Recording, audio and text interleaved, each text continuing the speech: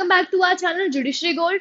तो आज के वीडियो में what I'll be discussing with you is the strategy for upcoming judiciary exams. अब मैं कौन से judiciary exams की strategy आपके साथ discuss करने वाली हूँ. तो सबसे पहले तो आप सभी को पता है अभी होने वाला है MPCJ मेंस. 6 और 7 तारीख को MPCJ मेंस होने वाला है.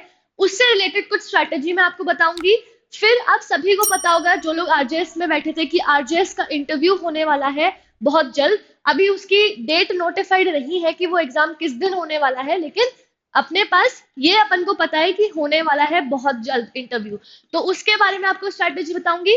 फिर towards the end of the video I will tell you एक जनरल स्ट्रैटेजी जिससे आपको ये पता चल जाएगा कि जो भी अभी आने भी वाले, जो आए नहीं है, नोटिफाइड नहीं हुए हैं एग्जाम, लेकिन जो आने वाले हैं उनके लिए आप किस तरीके से प्रिपरेशन कर सकते हैं. अब देखो, एक डिफरेंस होता है बेस्ट स्ट्रैटेजी के बीच में और स्ट्रैटेजी के बीच में. बेस्ट स्ट्रैटेजी कोई भी पर्सन आपको बता नहीं सकता, वो पर्सन स्पेसिफिक होती है. कि हो सकता है आपके लिए कुछ स्ट्रैटेजी बहुत सही हो, कुछ स्ट्रैटेजी मेरे लिए बहुत सही हो. इसलिए मैं आपको एक जनरल स्ट्रैटेजी बता रही हूँ जो सभी लोग फॉलो कर सकते हैं. I am not telling you the best strategy कि भाई ये स्ट्रैटेजी फॉलो कर लोगे तो जज बन ही जाओगे.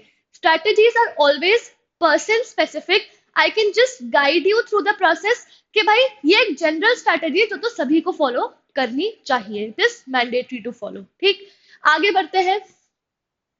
तो सबसे पहले अपन समझ लेते हैं एमपीसीजे मेंस का जो एग्जाम है 6 और 7 तारीख को होने वाला है अगस्त में. सभी को पता होगा जो लोग अपियर होने वाले हैं. अब जितना टाइम पीरियड बचा है, ऑलमोस्ट 1 महीना आपके पास अभी भी है. 1 महीने से ज्यादा ही कुछ दिन आपके पास अभी भी है. तो अभी भी आपको क्या करना है, आपको अपनी स्ट्रैटेजी को 2 पार्ट्स में डिवाइड करना है. वो कौन से 2 पार्ट्स है? Practice and revision. सबसे पहले जो एमपीसीजे के लिए, मेंस के लिए स्पेशली, जो सबसे इंपॉर्टेंट स्ट्रैटेजी है वो है आंसर राइटिंग की प्रैक्टिस. चारों पेपर लेके बैठो, पीवाईपी से लेके बैठो या खुद से, या आप अगर कहीं पे मॉक टेस्ट ज्वाइन कर रखे हैं आपने, तो मॉक टेस्ट के चारों पेपर्स, जितने भी 4 पेपर्स आते हैं एमपीसीजे में, पेपर 1, पेपर 2, पेपर 3, पेपर 4, सबको लेके बैठिए. अपने दिन को डिवाइड करिए और 3 घंटे में उसको लिखने की कोशिश आपको करनी है कि 3 घंटे में आप उस पूरे पेपर को लिख दे और किसी से चेक करवा ले, क्योंकि वो बहुत ज्यादा जरूरी होता है. अगर आप प्रैक्टिस नहीं करेंगे, वहां आपको 6 घंटे पेपर में कंटिन्यूअसली एक दिन में लिखना है. तो अगर किसी इंसान की प्रैक्टिस नहीं है ना, तो वो राइटिंग स्पीड वहां मेंटेन करना बहुत मुश्किल हो जाएगा. इसीलिए जो इसके लिए बहुत सबसे अच्छी स्ट्रैटेजी होती है वो यही होती है कि आपको क्या करना है, डेली प्रैक्टिस करना है लिखने की. आपसे 6 घंटे नहीं हो रहा, अभी 3 घंटे से स्टार्ट कीजिए. जब 3 घंटे लिख लेंगे उसके बाद 6 घंटे भी लिखने की प्रैक्टिस कीजिए. स्पेशली जो जजमेंट राइटिंग के पेपर्स होते हैं, जजमेंट राइटिंग वाला जो पेपर है आपका पेपर 4, उसके लिए ये राइटिंग प्रैक्टिस करना बहुत बहुत ज्यादा इंपॉर्टेंट है. देखो, क्वेश्चन कभी आउट ऑफ द ब्लू नहीं आएगा जजमेंट राइटिंग से. जजमेंट राइटिंग में आपको स्ट्रेट जैसे प्रीवियस ईयर में क्वेश्चंस आए हुए हैं उसी टाइप के कुछ क्वेश्चन थोड़े मॉडिफिकेशंस के साथ इधर उधर मिल जाएंगे. तो अब जब थोड़े ही मॉडिफिकेशन होने वाले हैं, अगर एक पैटर्न आपको याद है क्योंकि आपने डेली प्रैक्टिस किया हुआ है, तो एक पैटर्न आपको पता ही होगा कि किस चीज के बाद क्या क्या लिखना है. जैसे स्टार्टिंग में क्या लिखना है, एंड में क्या लिखना है. जब ये प्रैक्टिस रहती है तो उस टाइम एग्जाम में, उस प्रेशर में भी आप उसको लिख पाते हैं. तो इसीलिए सबसे इंपॉर्टेंट चीज इज प्रैक्टिस. अब जब अपन ये प्रैक्टिस कर रहे हैं तो अपन को अपना रिविजन नहीं भूल जाना है. लॉ का रिविजन करते रहना इज वेरी इंपॉर्टेंट. लास्ट दिन तक, जिस दिन एग्जाम देने जाने वाले हो उसके पहले वाले दिन तक क्या करना है, लॉ को रिवाइज करते रहना है. जितने आपके 12 सब्जेक्ट्स हैं उनको कंटिन्यूअसली रिवाइज करते रहिए, क्योंकि वही बात है, लॉ पढ़ के सब आएंगे, बट जिसने इस दौरान रिविजन किया है अच्छे से उसको याद रहेगा उस टाइम पे और वो लिख सकता है. तो इसीलिए एमपीसीजे मेंस के लिए मेरे पास आपके लिए जो टिप है या जो स्ट्रैटेजी है वो यही 2 है, प्रैक्टिस और रिविजन. अपने डे को आपको ऐसे डिवाइड करना है कि आधे दिन में आप प्रैक्टिस कर रहे हैं, आधे दिन में आप रिवाइज कर रहे हैं. और पूरा 1 महीने का टाइम पीरियड है. जो लोग प्रिपरेशन कर रहे हैं फुल फ्लेजेड, उनके लिए बहुत अच्छा टाइम है. 1 महीने का टाइम है, रिविजन करने में इतना टाइम नहीं लगेगा. आप मेरी अगर आप बात मानेंगे तो आप 2 बार सारे एक्ट्स का रिवीजन करके जा सकते हैं. तो प्लीज ये दोनों चीजों को आप फॉलो कीजिए for MPCJ mains. Then let's come to what we have for you, जैसा मैंने आपको कहा मॉक टेस्ट दे सकते हैं आप, मॉक टेस्ट देना बहुत यूजफुल रहता है, एक अच्छा काम रहता है।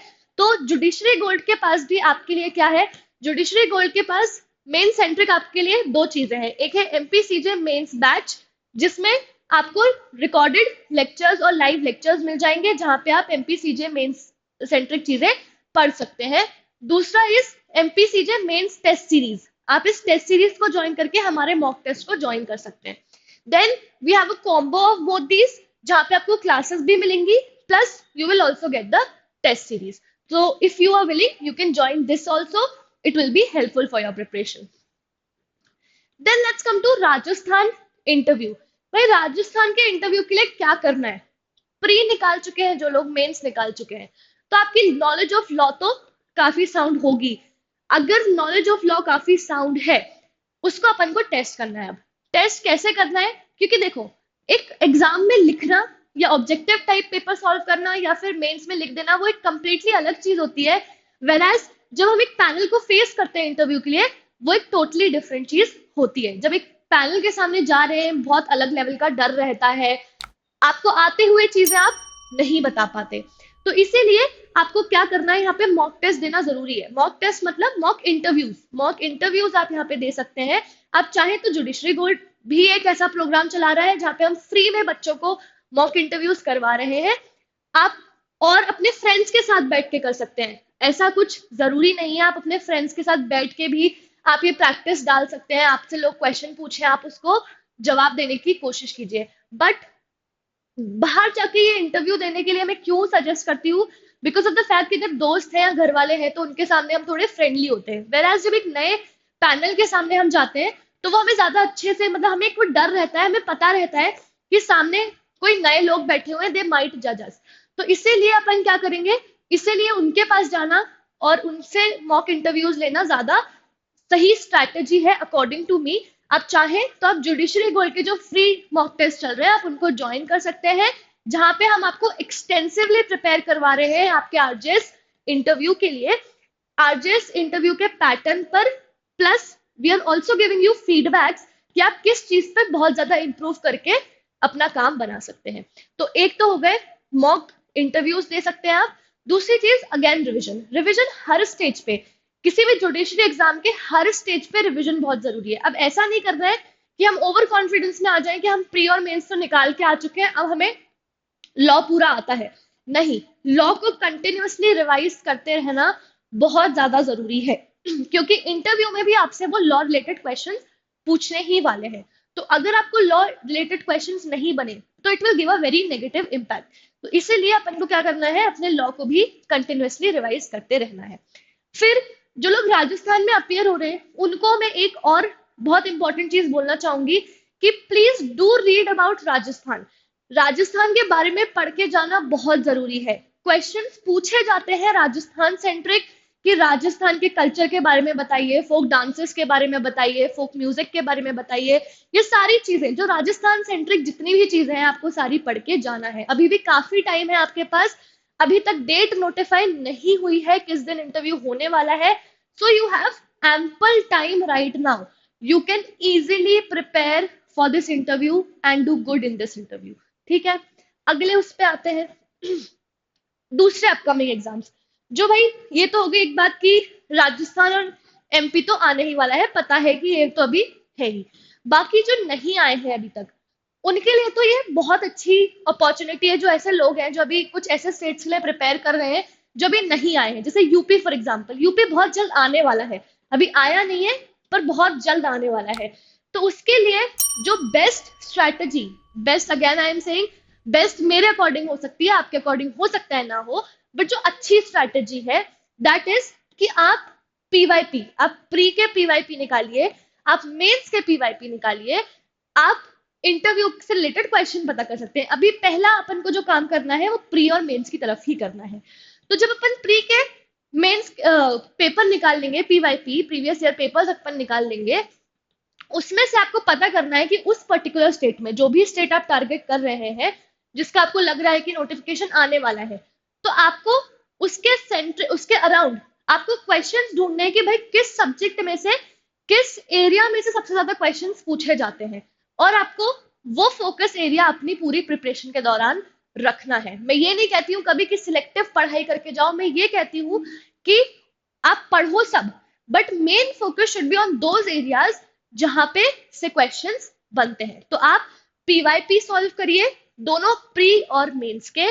और रिवीजन, रिवीजन तो मैं सभी को कहती रहती हूँ, एक बार पढ़ के कभी छोड़ना नहीं है। अगर जुडिशरी एग्जाम निकालना है तो लास्ट दिन तक, जिस दिन तक आप अपना एग्जाम देने जाने वाले हैं, उस दिन तक आपको रिवीजन करना बहुत ज्यादा जरूरी है।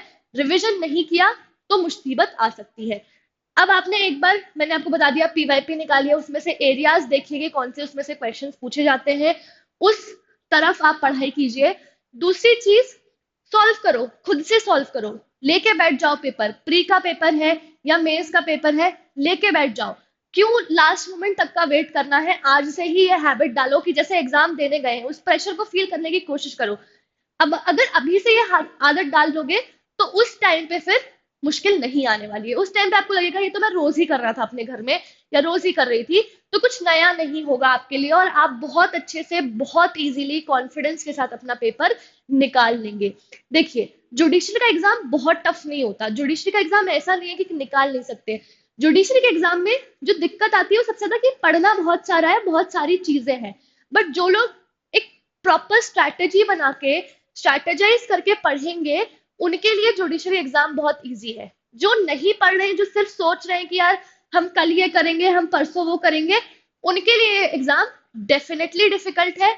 जो डेली बेसिस पे अपने टारगेट्स बना के पढ़ रहे हैं और साथ में पेपर्स भी सॉल्व कर रहे हैं, वो प्रैक्टिस भी रख रहे हैं, उनके लिए बिलीव मी ये एग्जाम बिल्कुल भी डिफिकल्ट नहीं है।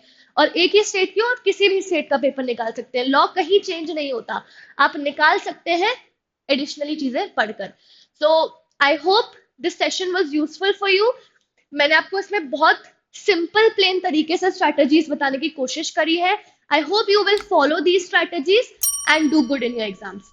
अब उसके बाद एक लास्ट बात अपन ये कर लेते हैं कि अगर आप, जैसे मैं बार बार प्रैक्टिस कहती हूँ कि प्रैक्टिस करते रहना चाहिए, तो हर संडे को जुडिशरी गोल्ड एक all India judiciary scholarship and admission test लेके आता है, जिसको आप करके अपनी प्रैक्टिस को भी बूस्ट कर सकते हैं। दूसरी चीज, यू कैन ऑल्सो क्लेम 100% तक की scholarship and be a part of judiciary gold. Thank you so much guys.